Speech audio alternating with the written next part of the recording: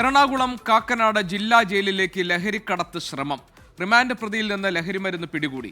Hashish ഓയിലും ബീഡികളുമാണ് തിരുവനന്തപുരം സ്വദേശി തിയോഫീനിൽ നിന്നും പിടിച്ചെടുത്തിരിക്കുന്നത്. കോടതിയിൽ ഹാജരാക്കി തിരികെ ജയിലിൽ എത്തിയപ്പോഴായിരുന്നു ഇത്. എസ് ശ്യാംകുമാർ കൊച്ചിയിൽ നിന്ന് വിവരങ്ങൾ നൽകാനുണ്ട്. ശ്യാം, ഈ കാക്കനാട് ജയിലിലെ ലഹരിക്കടത്ത് ശ്രമം അതെങ്ങനെയാണ് പോലീസ് പിടികൂടിയത്?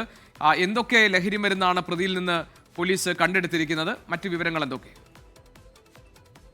GK റിമാൻഡ് പ്രതിയെ ഇന്നലെ കോടതിയിൽ, തൃപ്പൂണിത്തുറ കോടതിയിൽ ഹാജരാക്കി തിരികെ കൊണ്ടുവരുമ്പോഴാണ് ഇയാൾ ധരിച്ചിരുന്ന മുണ്ട്, അത് 2 പോക്കറ്റുള്ള മുണ്ട് ആയിരുന്നു.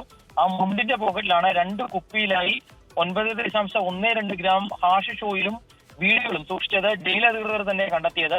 അത് ജയിലിന് പുറത്തു വെച്ച് തന്നെയാണ് ഇത് കണ്ടെത്തിയത്. ഇതോടുകൂടി ഇയാളെ ലഹരി മരുന്നുമായി പിടികൂടിയ വിവരം പോലീസിനെ അറിയിക്കുകയായിരുന്നു.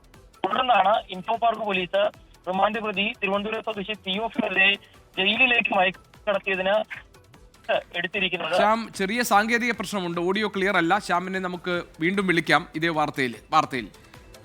ലോകത്തെവിടെയായാലും ഏത് സമയത്തും 24 വാർത്തകളും ഓഗ്മെന്റഡ് റിയാലിറ്റി പാക്കേജുകളും എക്സ്പ്ലെയിനറുകളും വിശദമായി കാണാൻ ഞങ്ങളുടെ യൂട്യൂബ് ചാനൽ നിങ്ങൾക്ക് സബ്സ്ക്രൈബ് ചെയ്യാം.